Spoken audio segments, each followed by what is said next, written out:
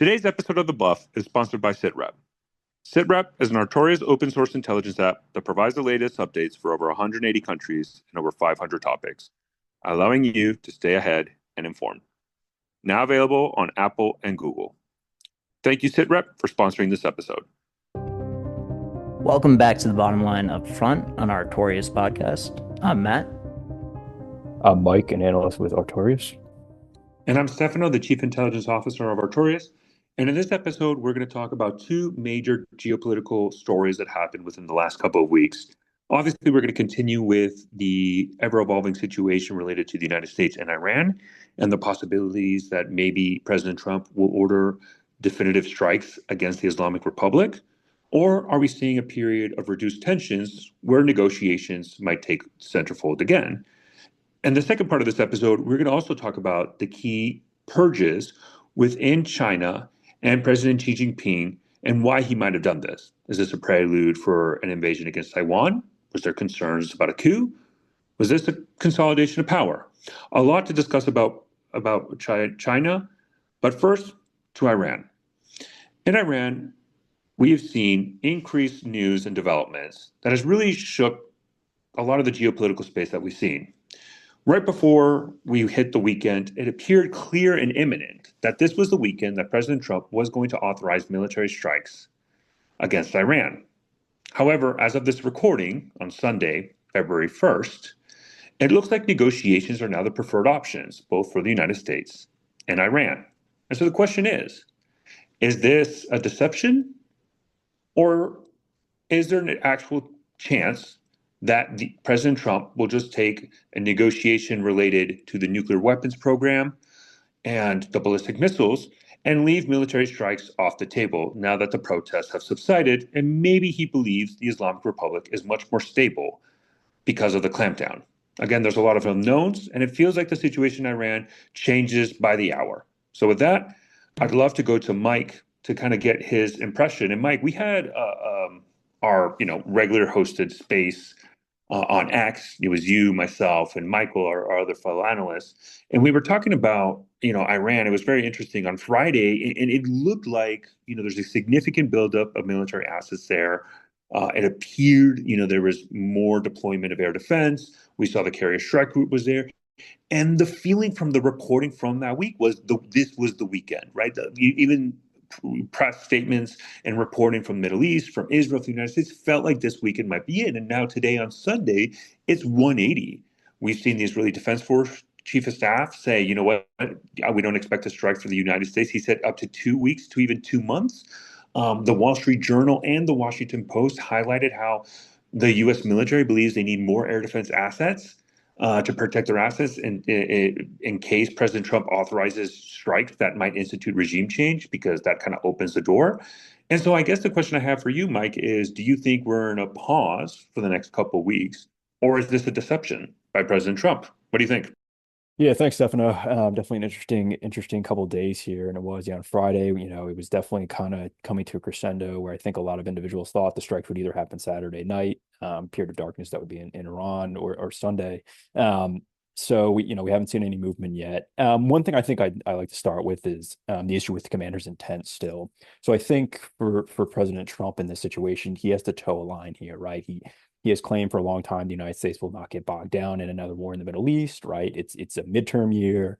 Olympics are coming up, right? All of these things are um, very important for visibility for what he's going for, right? For his America First policy. So I think at this point, the options he's been giving, he doesn't have that warm and fuzzy feeling that it'll be a quick, get in, get out regime change type situation, right? And again, I think people were impressed with the situation in Venezuela, right? Saw the United States swoop in, take Maduro out, and leave without any U.S. casualties.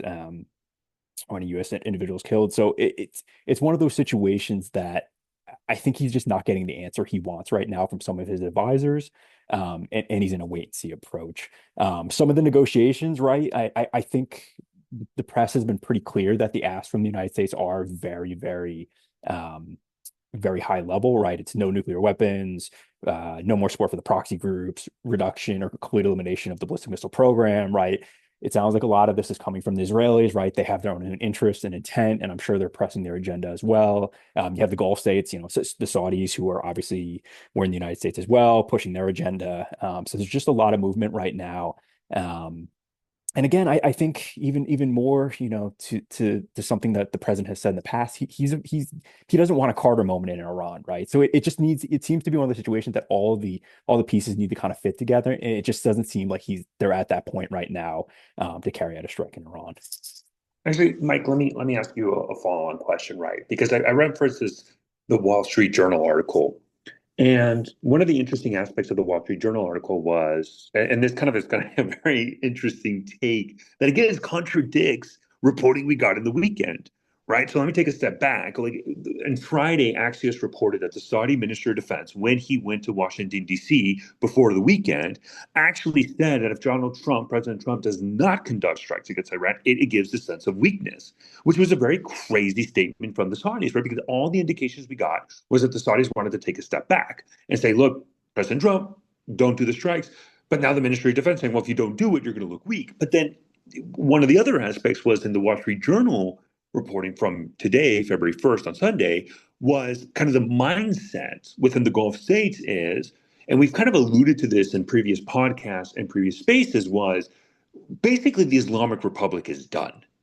They don't have a long-term viability anymore, right? It's almost like this assessment that they don't have long-term viability. And so the preference is just let it die on its own, however long it takes, rather than rattle the snake and rattle the hornet's nest and provide a counterpunch, because the concern is obviously the Iranians have been able to rebuild at least substantial amount of their ballistic missile stockpile after the 12-day war that they can punch back. And do you think that that's kind of now this pervasive attitude where maybe the Trump administration says, leverage the crisis, get more, out of it, but see if the Islamic Republic just dies on its own, or at least becomes much more inward looking, as Michael or other analysts has kind of alluded to in the past?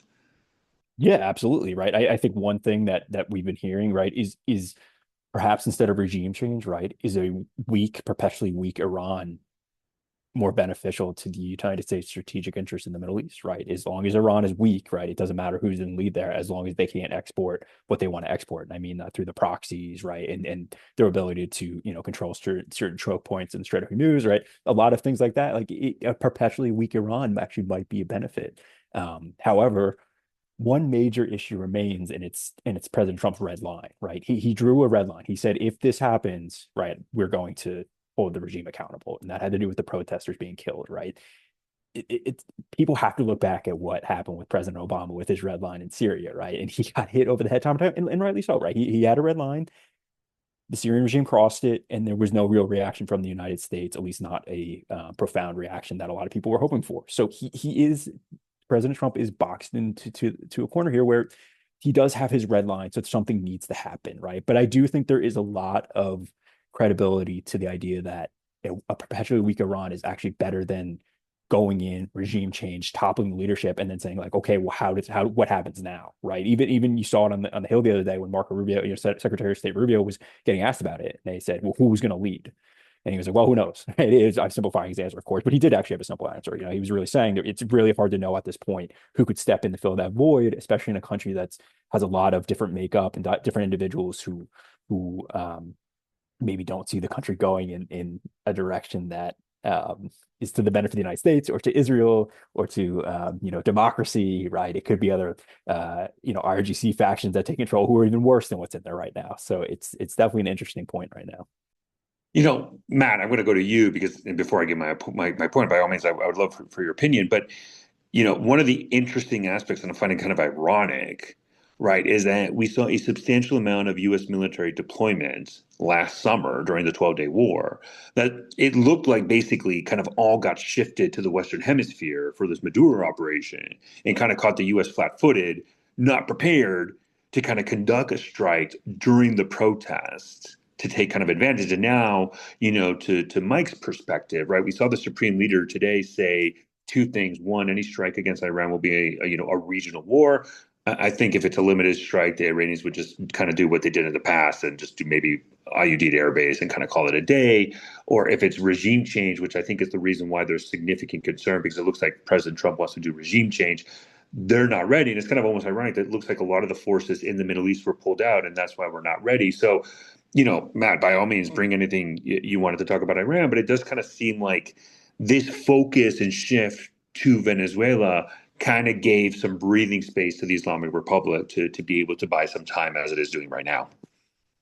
Yeah, I think it was a massive oversight on the part of the DoD. And it's an opportunity that they probably have not had in years. Um, the one thing that I think about with the red line is there are kind of like two ways that I'm approaching this. One is that the difference between the red line that's been drawn in Iran versus the one that Obama drew in Syria.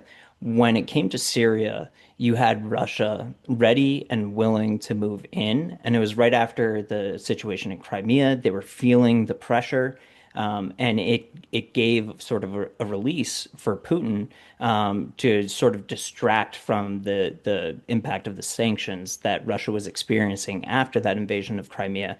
And then by the time, they moved in and established themselves in Syria, it made it much more difficult for the United States to uphold that red line.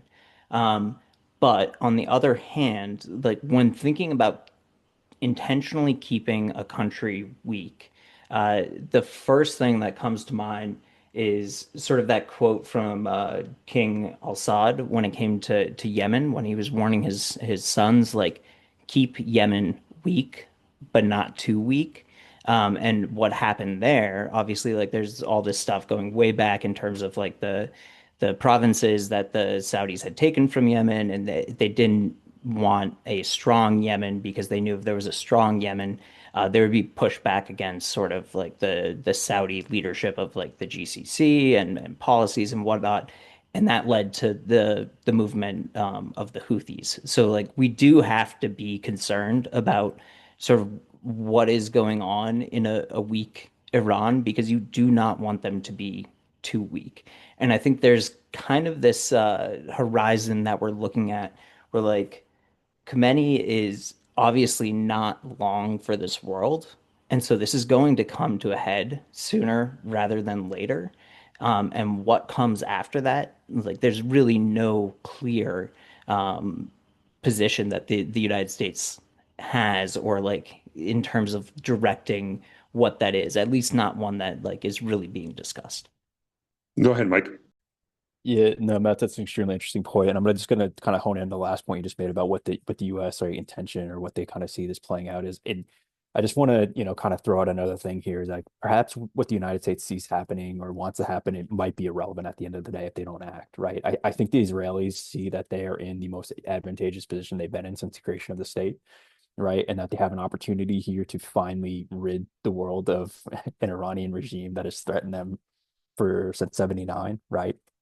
And I think there is some concern here that if the United States doesn't act, doesn't, at least do something about that, red line, I'll put it in quotes, that Israel might take the opportunity to make their own decisions, right? And act in a way that benefits them. And even though it might not benefit the region or the United States, it's just something to throw out there, right? And I think that's something to watch over the next couple of weeks here, couple of months, especially a lot of the reporting coming out, a lot of the conversations that if Israel sees that perhaps the Trump administration is pulling away from the strong response that was discussed, they might act unilaterally or pull the United States along with them, perhaps if they don't want to be.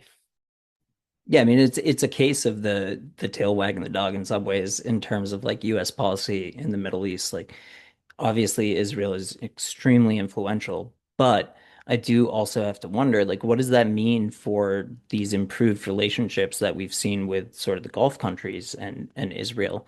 How long is that leash, and what steps can Israel take without receiving some sort of backlash in the long term? One of the interesting things that I find in kind of the second Trump administration, and it kind of had, there has been this inkling in the first Trump administration, but it looked like, kind of like there were these guardrails within the first Trump administration that kind of prevented this. That's kind of not necessarily present right now. But in the second Trump administration, it was kind of like the national defense strategy, right? And kind of all these America First kind of policy papers was kind of this idea that we're done with regime change, we're kind of done with internal governance issue. And it's kind of like extremely ironic that we couldn't be further from the truth. I mean, Venezuela was just an example that feels like it was emboldened the Trump administration to take much more aggressive matters. I mean, we're seeing it in Iran, right? I mean, the reasoning why I don't think we've seen a strike yet is because President Trump doesn't just want to do a symbolic strike. I really don't think, because if he wanted to, he could have done it. Message to the Iranians, and I'm going to do this. You can bomb me here if you want. You do this, I do this, end of story, moving on. Right? Like, that's it. I mean, it's even like maybe, or even a General Soleimani 2.0. Find a key commander who's responsible for the death of Iranian protesters, and you kill him. Move on, right? And maybe the Iranians would have done a retaliation. But if after the bombing of Fordow, we didn't see this massive retaliation with the Iranians, they got it. They got the message. This is the game. We'll do it. And, and I think most people understand, like, it's the same with Israel and Hezbollah. Israel does something, Hezbollah responds, and at some point there's you hit me last, and then we're done. I mean, obviously, this latest round of the war that's kind of going on since October 7th completely transformed that, but that used to be the historical norm. And I feel like the reason why Trump hasn't done this is because that's what he doesn't want to do. I think he really wants to do regime change. And this is kind of this fundamental issue, which I believe we need to have a whole separate episode just about this, right? About how the Trump administration is very much encouraging about regime change, right? Because Cuba is next. We're already seeing the writings on the wall on Cuba. And they're doing a kind of a Venezuela 2.0, but now it's Cuba, right? And I think that's for something subsequently down the road. But I do believe that the Trump administration, President Trump specifically, has made it abundantly clear that he wants decisive military action and he wants to do regime change. I think the problem is, if you're going to do regime change, all bets are off. The constraints of the Islamic Republic are not there, and so the risks are higher. And I think that's why you're seeing a significant deployment of air defense assets, both from a ground component like Patriot and THAAD, and a naval deployment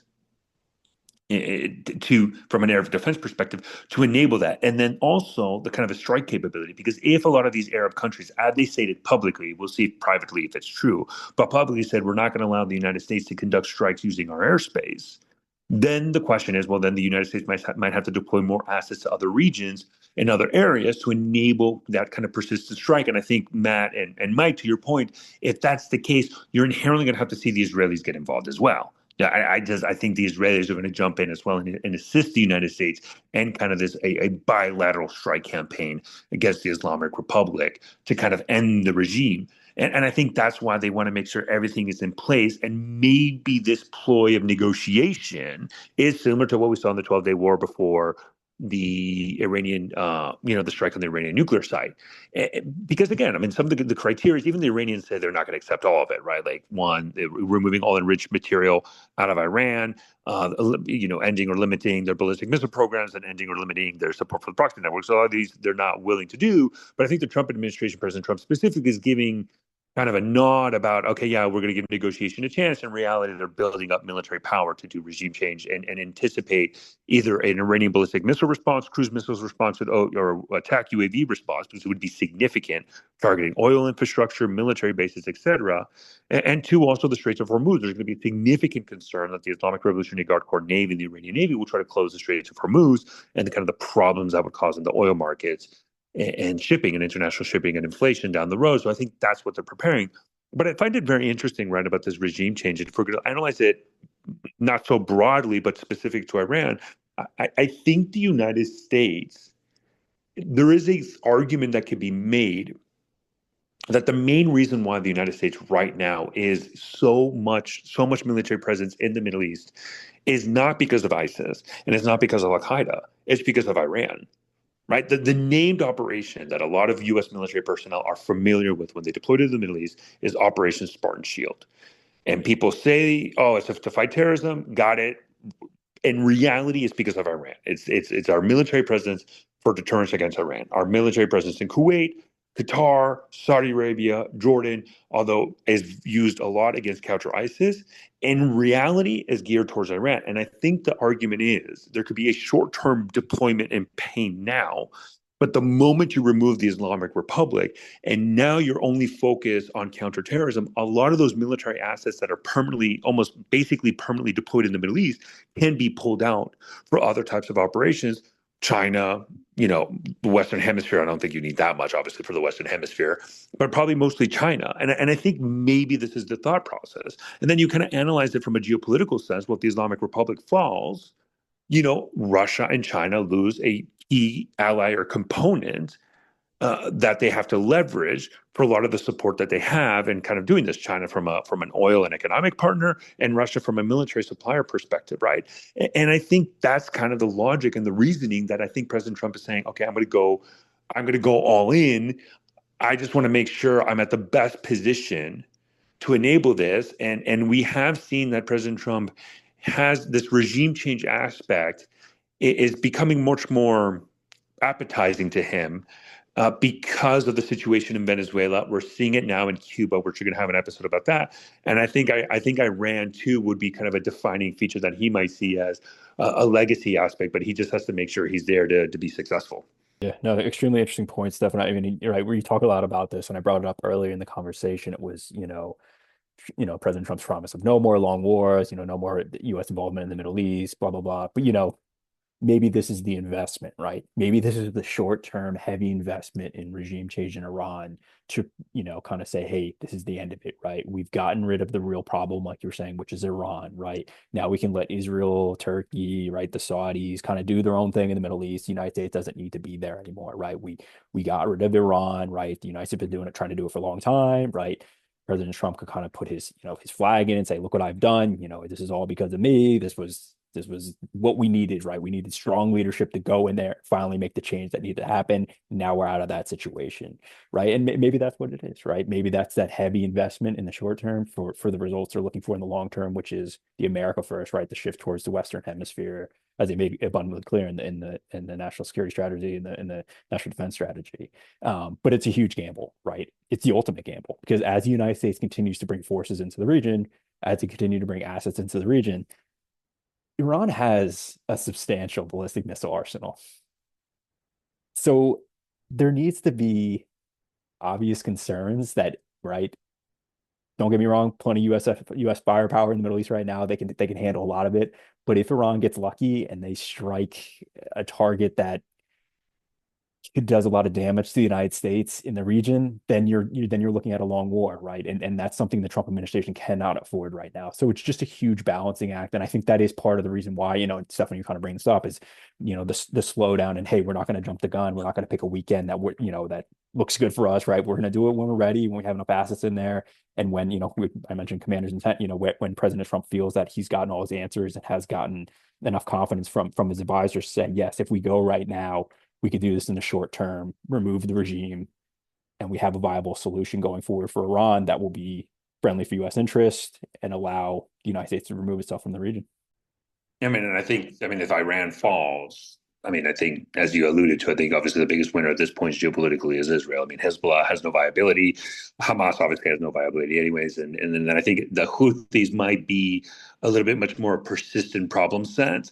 But at that point, it's, I hate to use this term, but I feel like it's the only justification. It's just an annoying chihuahua that might nibble at you in the end, but at the end of the day, they've lost their major geopolitical regional power.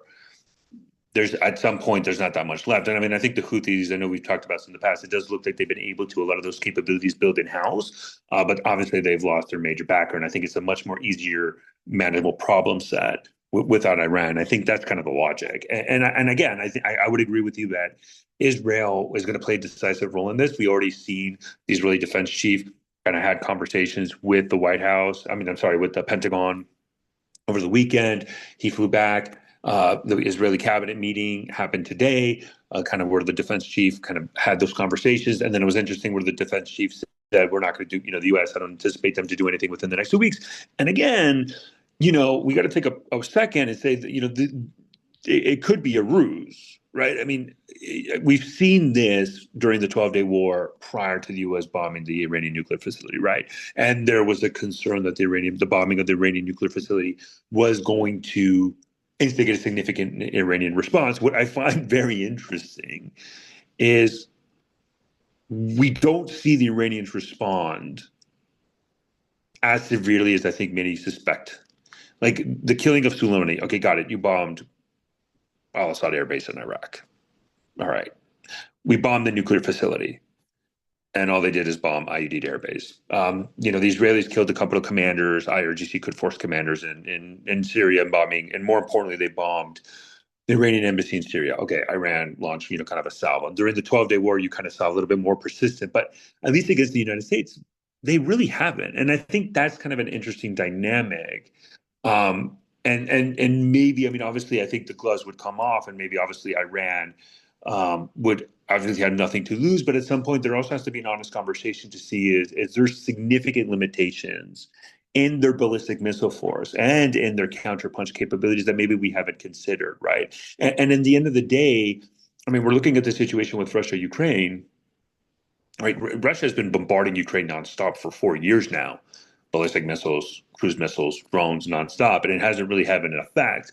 I think there needs to be kind of also this conversation and this honest conversation to say that, at some point, maybe the Iranian's ballistic missile is stronger as a deterrence, but not actually as an offensive weapons capability. I mean, obviously, I don't want people to misconstrue what I'm saying. Obviously, there's a threat and they're going to take it seriously. But I think the power of the ballistic missiles is in its deterrence effect. But at the moment they have to go in from an offensive capabilities, I think the Iranians know that at that point they've lost the plot, right? Because they won't have the capabilities as the United States, as Israel, to do persistent strikes over Iran. And so there might be other ways where Iran might try to, mitigate the situation, however hard it is. And then the other question you have to go into, right, is if the United States authorizes this and does strikes against Iran, how do they do it?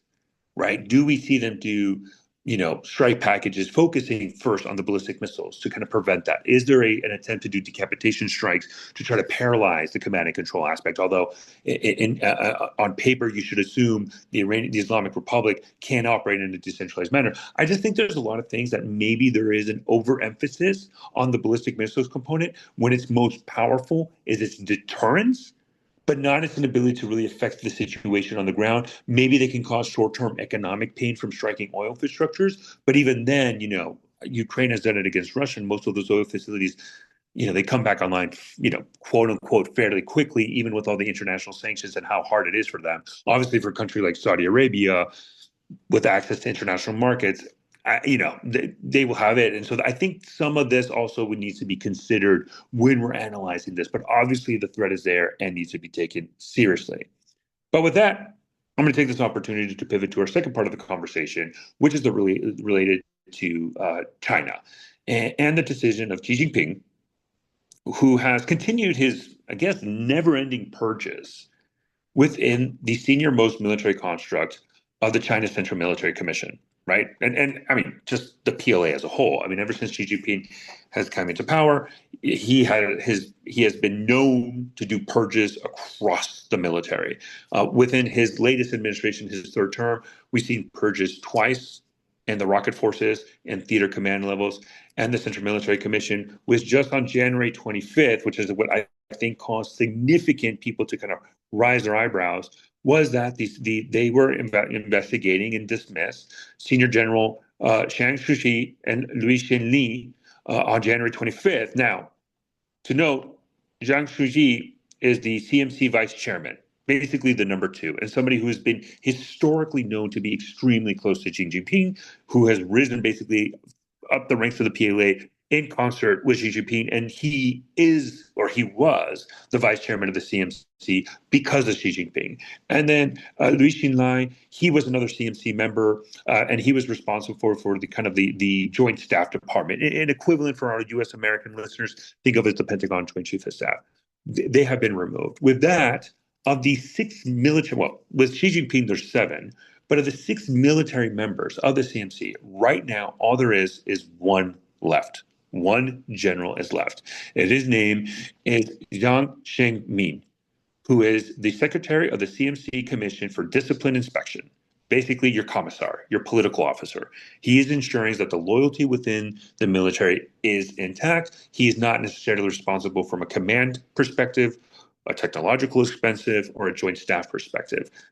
Everybody else has been eliminated, even the political work department. Mia Hua, and the other vice chairman, He Wei-dong, and the CMC Minister of National Defense, Li Jianfu. So a lot of dismissals. I've already talked about other key points, like the rocket forces, where we see purges twice. They were purged at first, and then the replacements that Xi Jinping put over has been purged. And I guess the question is, why? Why are we seeing these purges? Is it a consolidation? Is it his frustrated that the military is not ready to seize Taiwan by 2027, or at least have the military capabilities to do so? Is it because there's a coup? What is it? So, Matt, I'll go to you. What's your take? What do you think is going on in China and what's going on with Xi Jinping? So I think my take is that it's twofold. So I think consolidation is key here with Xing. So we know in 2018 at the National People's Congress, he proposed and eventually it was approved a constitutional amendment to eliminate the term limits. That's something that was put in by Xiaoping in the early 80s. And so since then, I think you can see a lot of the moves that he's been making through that lens. He is consolidating power. But part of that is exactly what you said. I think it's tied to this sort of runway that Uzia was trying to put forth. So he was looking more towards like the 2030s, but Xi Jinping has been pretty steadfast with having joint operations ready by 27. Now, the irony in that is that, he now does have this sort of clean slate, and there's no one left sort of to oppose him. But it's going to take a while for the new military leaders that he puts in place to sort of mature. And so I still think that if anything, this undermines his goal of having the military ready to potentially seize Taiwan from 27 on. But we have seen repeatedly these purges, and I think the underlying reason has been this consolidation. Okay, Mike, let me ask you a question, man. By all means, bring your point. But I hear consolidation. I, I guess my question then would be, because I don't disagree with you, Matt, but it's like these were Xi's guys. I mean, this was his people. Is it took what kind of Matt was saying is that was that certain elements, right? Specifically, Jiang Shuxia was getting too powerful, like he had his own clique and his own influence, because we do know that Liu Xinli was very close to Jiang Shuya, and maybe that's the concern. But again, at the end of the day, how I'm looking at this is all these were Xi's people, and right now there's only one general left with Xi Jinping as part of the CMC. So, Mike, by all means, give your opinion. But if it's not these people, then who the hell can she trust? Well, let me start by directly answering that, right? And part of this might have been the individuals getting too influential, right? I mean, like one part of it being, right, is Zhang being having combat experience, right, in Vietnam, right, and having kind of those credentials that might have concerned Xi. And again, I'll just pivot back over to Matt's point. I agree with them that this is more of power consolidation, right? It suggests that loyalty and like political reliability matters more than just the corruption itself, right? And obviously the crackdown in the military and the corruption goes back to like what 2012, like you're bringing up stuff. But I think that's the main concern here is that really the ideological control is really the end state for Xi at this point, right? And the ultimate objective really is that political loyalty, and really aligning it with the Communist Party itself, right? It's just the key right now for Xi.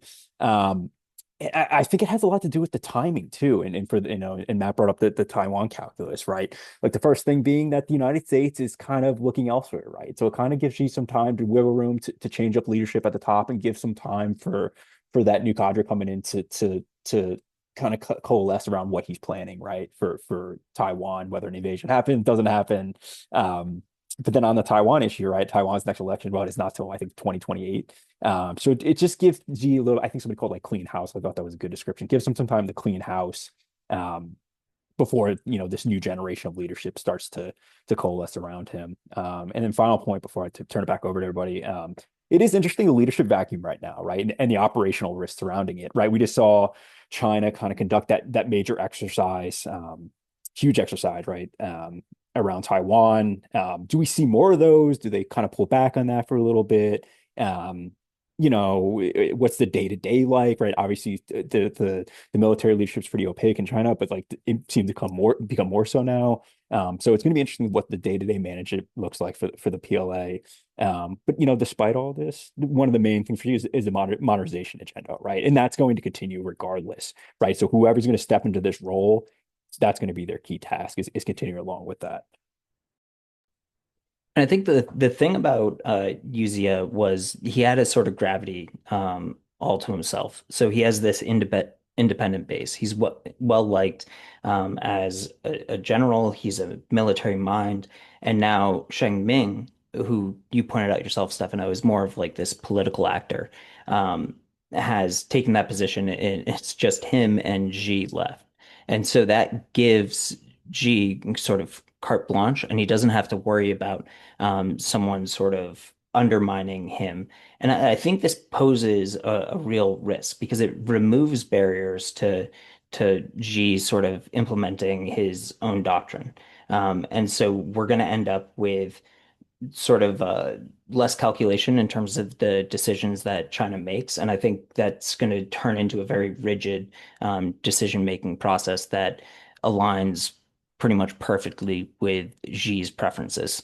But on the other hand, I think this is sort of further isolating Xi. And I have to imagine that, the PLA elites are probably unhappy with this move, and I imagine there's a level of consternation there that is going to, at some point, potentially show its head. Hey, one thing Matt and Stefan wanted to bring up here and get your thoughts on it, right? We're talking about either is it corruption related, consolidation related. One thing though, I'd love to get your thoughts on it. Was she just simply not getting the answer he wanted on Taiwan, right? Was some of the individuals in the CMC not giving him the type of go ahead that he was looking for on the time frame that he wanted, right? Was there some pushback saying, hey, the PLA knows their capabilities, pretty well. They're not going to move before they're ready. Was she saying, hey, listen, we're ready when I say we're ready, and anybody who does not go along with this is going to have a problem going forward. And they could fall in line with the corruption issues that I've been highlighting in the past. Yeah, so that's kind of my perspective. I think that's when everything came to a head. I think that there are other factors here that, came into play in terms of consolidating power, but I do think like that was sort of when everything culminated. Because like I said, like his timeline is almost a decade beyond Xi's timeline. And we know the Chinese are really good. When you look at their white papers, like they look 10, 20, 30 years out. You can just read the white papers on their building of what they call the Far Sea Defense Fleet. Um, and that is something that an ability they have that the United States does not necessarily have. And that's because, they're obviously under this one party. But I do think like that was kind of what would have pushed him over the edge. Like he would have already had an eye on Yuzia and been thinking like I can't have this person with sort of their own independent backing who's so well liked, and then this would be the thing that is like I'm done with him, and he cut ties, and now he's been detained under investigation. I think there's really no one left right now to push back against those aims, whether they're ready or not. You know, I mean, here's the thing. And I think it's important to when we're having this conversation, right? Of the 81 generals that Xi Jinping promoted or put in power since October of 2022, 14 have been purged and 23 banished.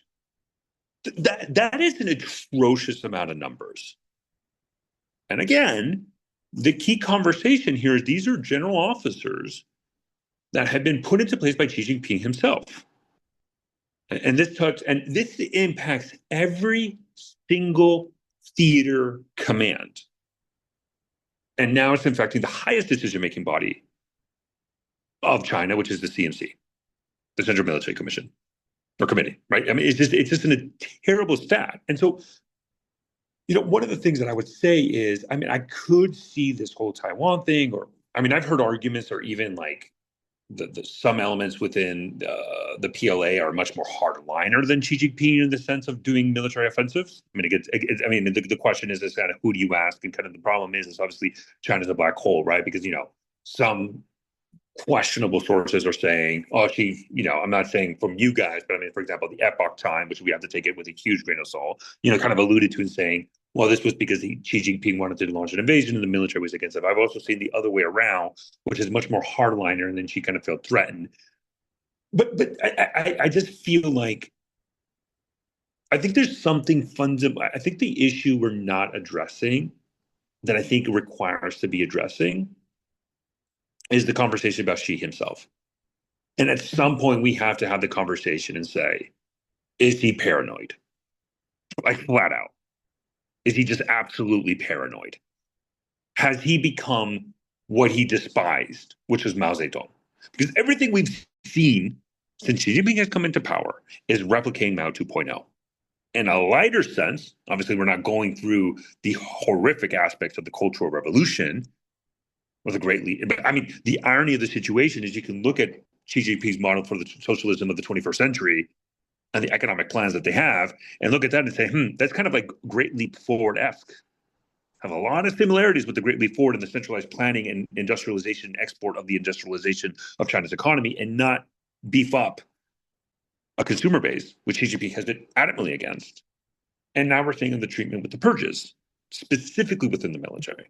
Now, it could have the conversation that maybe Xi Jinping, because he came into power right when Bo Xilai happened, it already sent his sense of this timeline in his start of his presidency of this paranoia because of Bo Xilai, and he just continued on with that. But at some point, there needs to be a conversation either.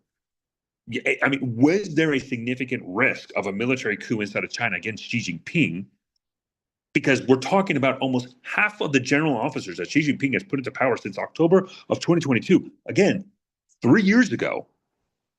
3 years ago, and we're only talking about half of the general officers are gone. So is there, I feel like people are being a little bit too tepid about this, and it's a little interesting that that's happening. Is this because, one, there's actually like a clique forming, and similar to Bo Xilai, there is a concern that she has of an internal, coup against him, a palace coup or something like that? Or two, is there a conversation that we legitimately need to have of Xi Jinping is not acting in a rational sense, similar to Vladimir Putin in Ukraine? And is this idea that they've become so powerful and authoritarian, and as you say, yes men, that any slight against them is an unacceptable thing, which bodes terribly wrong for the long-term stability of the CCP long-term. But Matt, I saw you unmuted, so go ahead. Yeah, I mean, I think this is a conversation that should have started in 2018 when he made the choice to get rid of term limits. I do think that paranoia is a factor here, and I think the more he consolidates the power, the more that we see this sort of curse that authoritarian regimes deal with, which is they don't get good information. And in the long term, it's not just the stability of the CPC, it's the stability of the whole region. And with the United States and sort of, we've gone from this strategic ambiguity to sort of haphazard schizophrenia uh, in the region. It's going to make balancing for those countries. Like you think of all the countries that border the South China Sea, you think of Taiwan, Japan. Um, it's going to make balancing really difficult for them because no one through their eyes is seen as, you know, reliable at this point.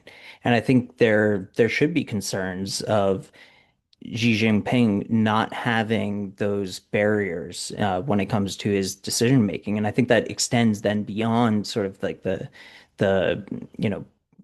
Pacific region, and it goes into things like the Doklam Plateau in bordering India and their chicken neck issues. And it also goes into the Kashmir. Like that, this is going to have effects on the whole region. And so it's definitely something to watch very closely because it does seem like the United States has sort of taken their eye off the ball in that region.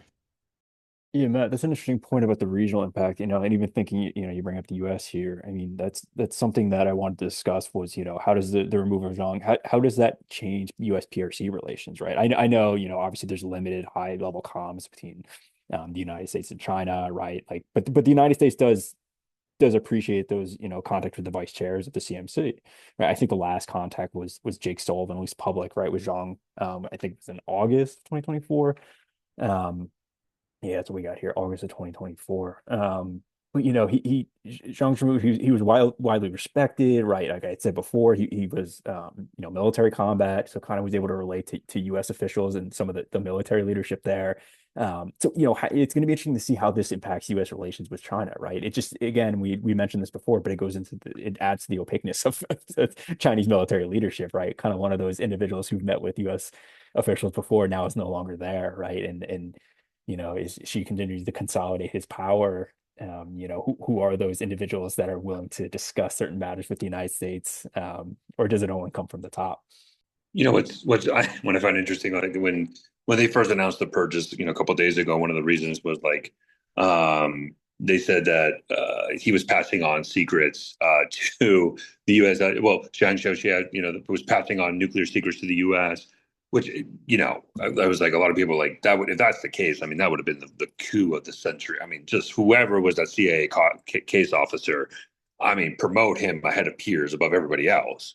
I mean, even if the guy got caught, that is the biggest success story ever. Obviously, then the PLA daily newspaper kind of walked that back and said, no, he wasn't an American spy. He wasn't passing nuclear secrets to the United States. Although it does look like, the United States had kind of very good understanding or better understanding, specifically in the rocket forces and the nuclear capabilities, because the rocket forces have been that frame.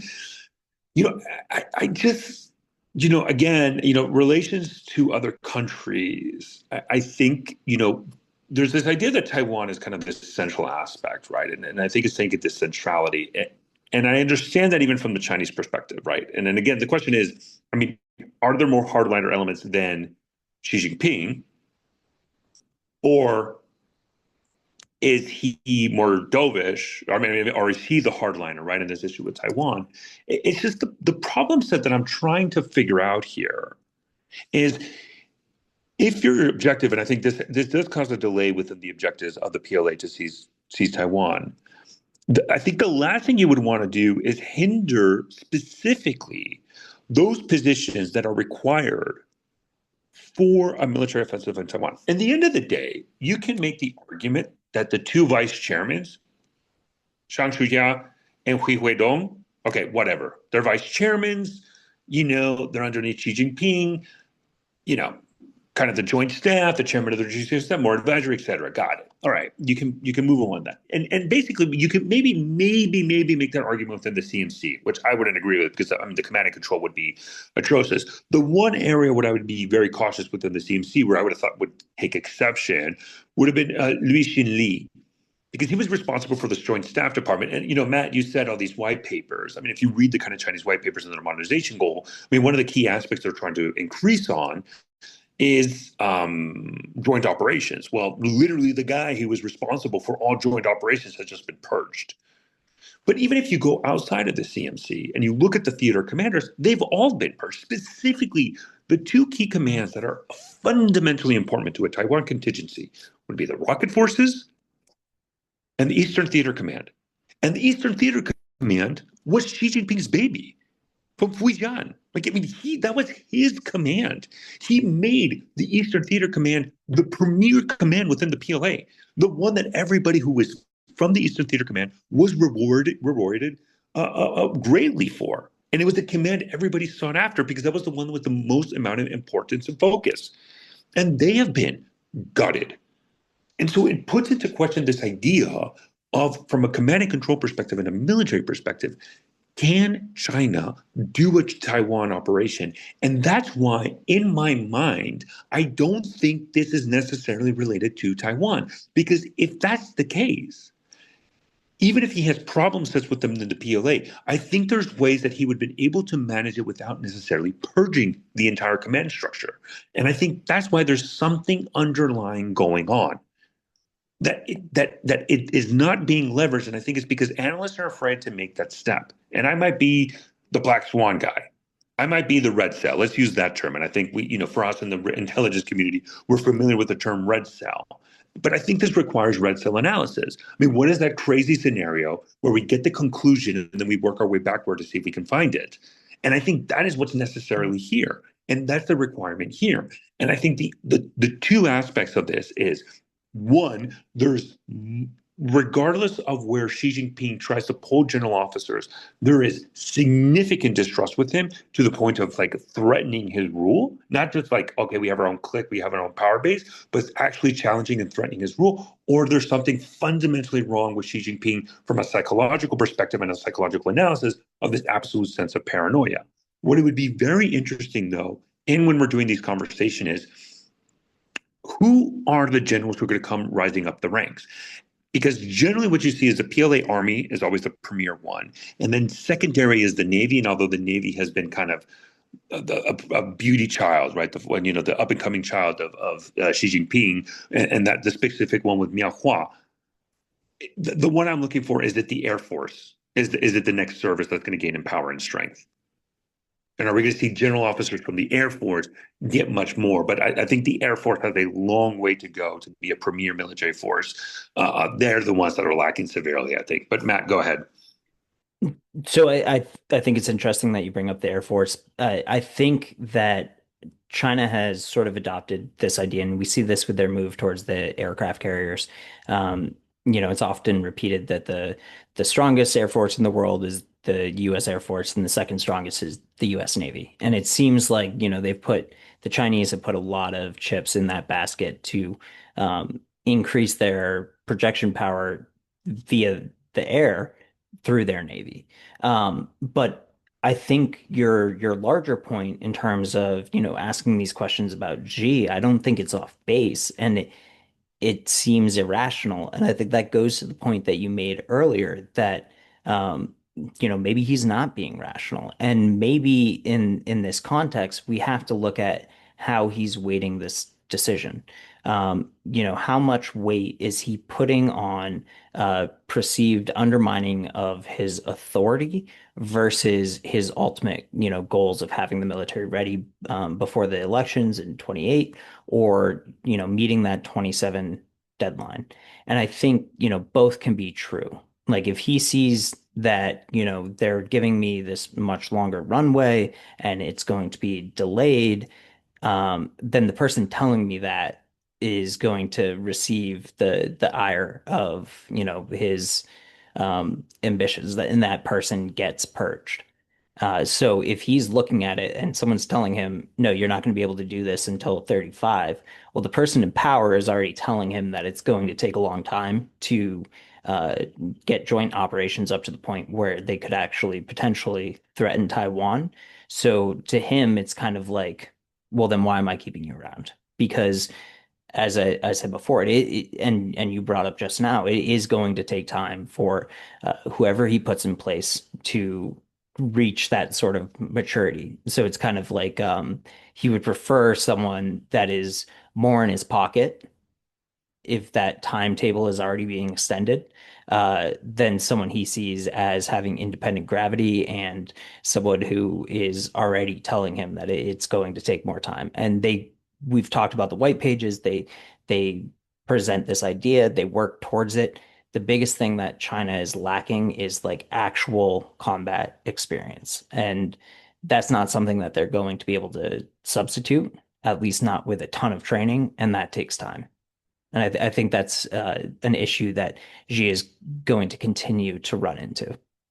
Yeah, just a quick point on whether she's a rational actor or not in this situation. I tend to think that she's a completely rational actor, and I think the biggest points here being that he has the full support of the Chinese Communist Party, and that he has complete confidence in his ability to consolidate power over the military and the PLA at this point. I think that's where he's at, right? I think that's where he sees some of these senior leadership who potentially could slow down decision making. He sees an opportunity to sideline them, to bring in others who can replace them, but not be as strong and not be as big of they have their own silos like any military organization. I understand it's more streamlined with the system that they have, but you still have to deal with personalities, individuals who have a lot of experience, right? Especially with some of the leadership that's been purged, right? So I think she is just completely confident in his ability to consolidate power over the military and allow himself to make the decisions in a clear, in quick manner that he deems necessary for Taiwan, because I believe this all is related to Taiwan, right? And I think that's just where all the focus will be. And I think that's just all this decision making kind of coalesces around that single goal. And I think this is where we run into a bit of an issue with like the idea of rational actor theory is that the state as a whole is well enough educated and the decision-making processes result in rational actions. But when you're looking at a state that has this level of power consolidated into one person or even one party, then those those mechanisms become tainted by the ambitions or preferences of that single person or single party. And so, while we might not necessarily understand the rationale, it doesn't mean that that country isn't acting rationally. And I think that's why I was trying to explain sort of like my thought process on this in terms of someone is telling him that they're not going to be ready in that time frame. And so to him, if the person that he has in power is telling him that, then he might as well replace them because it's an affront to his authority, and he sees it as undermining that authority. Right. Okay, but I don't think anybody is making the argument that next year China was definitely going to invade Taiwan. It was, do we have the military capabilities to do so? I mean, if it's a unilateral operation without U.S. support, yeah, sure, I can see it. It's an arbitrary, like it's not it's a subjective opinion that you can make the argument that yeah, China can do it in many aspects, right? And again, I think that's the problem set. And so if that's the way you're going to operate, if that's the way you're going to operate, and this is where I go back to the problem as the irrational actor.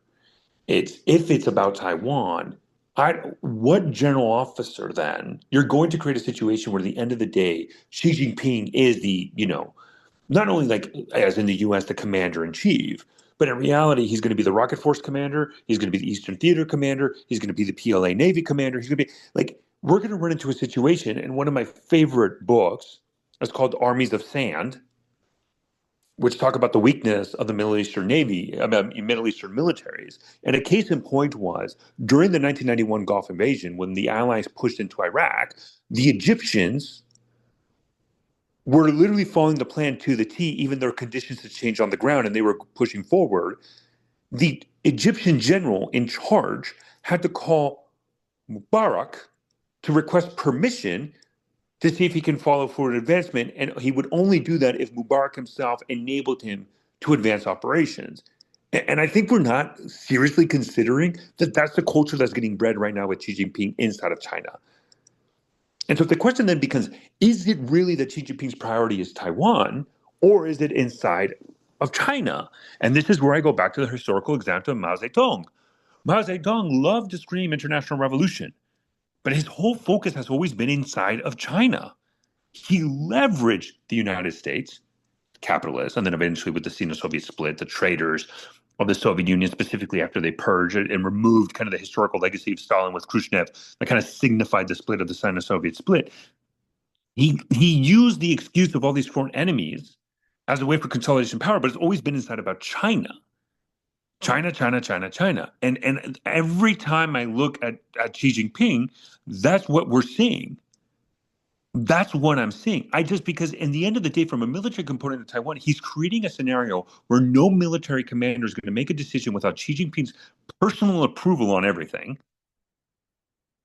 And they're going to all have the commissaries behind their backs checking them to make sure they're actually loyal, because those are much more influential now than the actual commanders, which is atrocious conversations to have about if you're invading Taiwan. But I just don't think that's the focus. I really, and I understand how Taiwan, in a lot of aspects, even inside of China, is a premier national importance of national security importance. And a lot of the guidelines, they do that, but there's other guidelines within China as well. And I think Xi Jinping, I think there's something in him that he's much more concerned about the situation in China or what he wants China to look like. And although Taiwan is important, it's much more an excuse. And that's why, in his mind, I think he's the only one who can get China to be, this economic powerhouse and military powerhouse.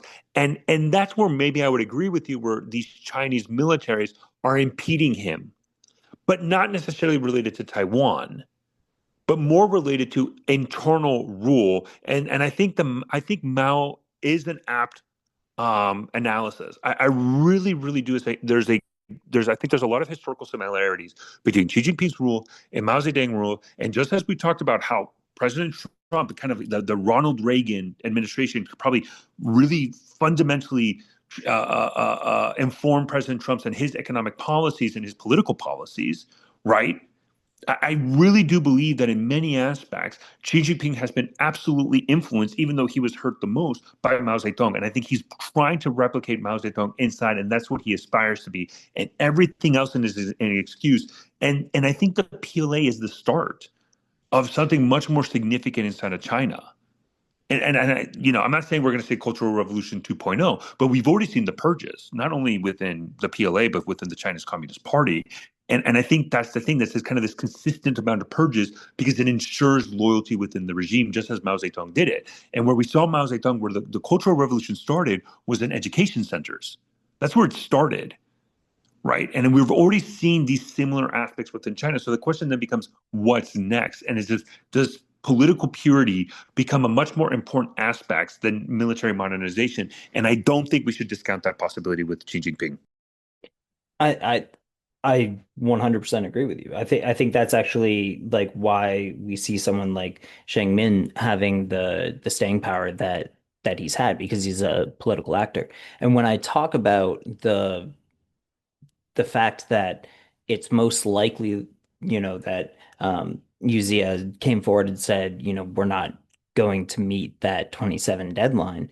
It's more the fact that he bucked, this goal, this timeline that was put forward by Xi, than actually taking Taiwan. And that's why, in my thinking, it's that he realizes, okay, the person I have in charge is telling me that it's going to take longer, then why not put more loyal people in place and use that runway to sort of solidify power? That's why I think both can be true. And I think the third facet here, so you mentioned like external factors, internal factors, what is the goal, what are the aims, but I think the most important factor is Xi himself and personal preference.